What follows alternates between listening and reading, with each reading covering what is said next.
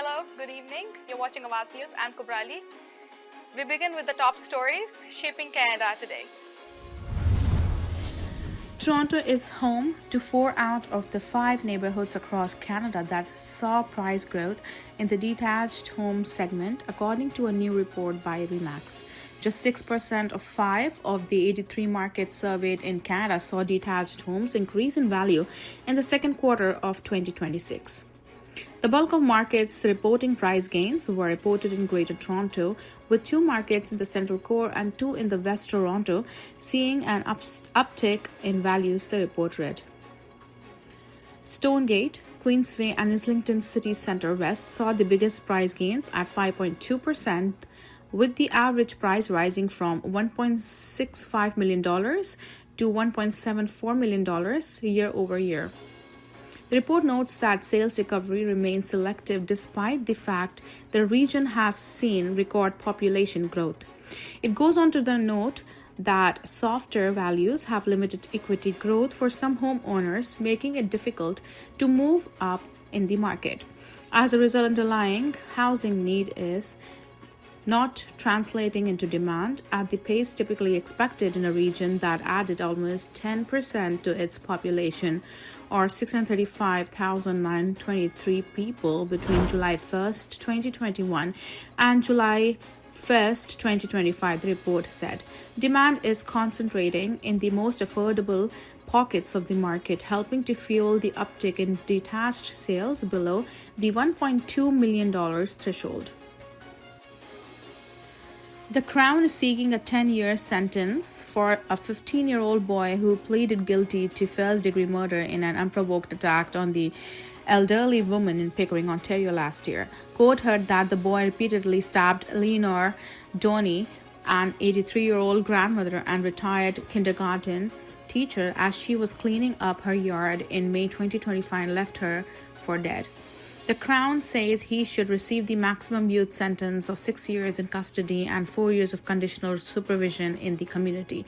The prosecutor says the sentence must be high because the murder has shattered the community, and Donnie's husband of 63 years and the boy still has little insight into why he carried out the murder.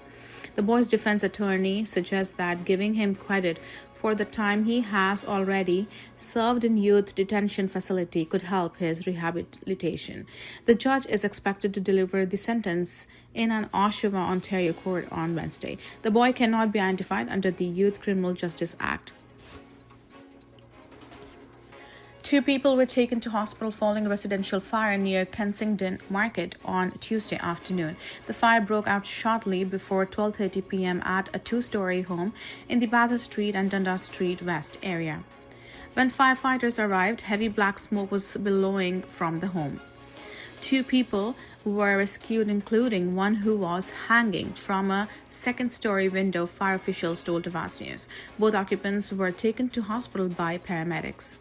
One sustained serious injuries while the other was treated to smoke inhalation. Fire crews were able to contain the blaze. The cause of the fire has not yet been determined. However, police said they do not believe the fire is suspicious. Road closures in the area have since been lifted. Organizers of one of the city's biggest street festivals are maintaining their event will be safe days after a deadly shooting at Salsa on St. Clair. In a statement to Awaz News on Tuesday, Tony Pathakas, chair of the Greek town on the Danforth BS, said the taste of the Danforth has always been and will continue to be a safe, family-friendly community celebration. The Salsa on St. Clair Street Festival, which was attended by some 13,000 people, Saturday descended into chaos that night after 2 groups exchanged gunfire, leaving 2 people dead and sending crowds scrambling for safety. Several others were also injured. No arrests have been made. Questions about safety and security at other popular Toronto street festivals have arisen in the aftermath. Speaking with reporters following an unrelated news conference on Tuesday morning, Toronto Police Chief Marin Demkew responded to concerns about the festival safety. "We are always working with organizers. no matter the event, to ensure we provide the sense of safety and security and resources available to the event based on the information that's available and based on the footprint and all other factors that are considered, he said. Councillor Josh Matlow, who represented the area where the shooting took place, says he's heard from his constituents who have suggested moving the event or limiting its hours to reduce liability. But Paracas admits that any time large numbers of people gather for street festivals or other events, violence can sadly happen. To that end, he said the BIA has been working with Toronto Police, the city and its private security partners on a comprehensive security, crowd management, and emergency management plan to keep festival goers safe. Councillor Mike Cole tells Awaz News more needs to be done to protect Torontonians at these festivals. Last year, after 11 people were killed in car ramming attack at the Lapu Lapu Day Festival in Vancouver, Cole said he convinced Mayor Olivia Chow to inject more funding for the city's festivals to cover increased security costs. The city added $750,000 to its existing special events stabilization initiative. But the violent exchange of the gunfire last weekend event created a guttural reaction for Cole since it happened in his neighborhood. He said the current laws surrounding gun violence are a total joke. The Ward 8 Council demands more change to Canada's existing laws surrounding gun violence, calling on all higher levels of government to pass some laws with consequences to prevent more of his violence from happening. Recall Parliament, recall Queen's Park, Cole said. They have got to get them, and don't send us money for more fencing or something. We need laws. The Taste of the Danforth returns on August 7th after a 2-year hiatus.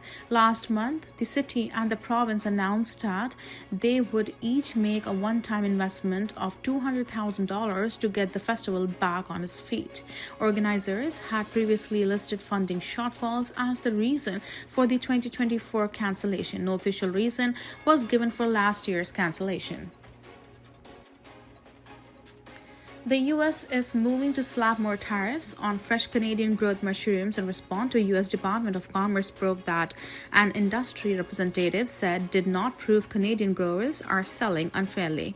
A fact sheet provided by Mushrooms Canada said the U.S. Department's preliminary anti-dumping duty determination released Tuesday proposes an 8.26% tariff on most fresh Canadian mushrooms. 3 companies are being hit with the individual tariff levels. Champs Fresh Farms Inc. is facing a 8.71 duty. Highline Produce Limited is braced for a 11.80 tariff, and Farmers Fresh Mushrooms Inc. is looking at a 2% tariff. Mushrooms Canada CEO Ryan Koslak said the tariff rates shows of U.S. anti-dumping law rather than the commercial realities of North American mushroom market. The U.S. hit Canada's mushroom sector with separate 2.84% countervailing duties in May. The Department of Commerce investigation alleged Canadian mushroom producers received unfair government subsidies, something the industry denies. Countervailing and anti-dumping duties are separate from U.S. President Donald Trump's massive tariff agenda. Trump has used different tools to hit countries around the world with tariffs, and Canada is also being hammered by his sector-specific duties on things like steel, aluminium, automobiles, and cabinetry. The Commerce Department launched the anti-dumping investigation in January after receiving a complaint from the U.S.-based fresh mushrooms Fair Trade Coalition, which was pushing for tariffs of up to 44% on Canadian imports. Koslak said the investigation shows that the original dumping allegations were overstated. The case is far from over. A Koslak said Mushrooms Canada will continue to participate fully in the process of demonstrate and that the allegations against our sector are unfounded. A 4-year-old child was found safe after strangers stole the car they were sleeping in, according to Ontario police. On Monday, the SUV was parked at a plaza near Willow Road and Westwood Road in Guelph, Ontario. The child's mother called 911 around 4:20 p.m. when she noticed the vehicle was missing. She said the child was asleep in the back seat. The Guelph Police Service was told a man had left the business with stolen merchandise. They wrote in a media release when an employee tried to stop him, the man exposed himself before getting into the SUV and driving away. 16 minutes after it was reported stolen, the vehicle was found on a nearby street. The child was still asleep inside and was not physically injured, police said. Officers then located and arrested the suspect. The 29-year-old man from Guelph was charged theft of a motor vehicle, theft under $5,000, and committing an indecent act. Police also wanted to remind the public about the danger of leaving children in cars, especially during a heat wave. Never leave children or pets unattended in vehicles, even for a short time, they said. On hot days, temperatures inside a vehicle can rise quickly and create a serious risk of heat-related illness or death. Police also wanted to remind the public about the danger of leaving children in cars, especially during a heat wave.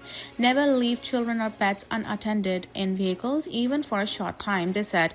On hot days, temperatures inside a vehicle can rise quickly and create a serious risk of heat-related illness or death. That's for all tonight. This is Kubrali. You're watching Awaz News. Have a wonderful evening.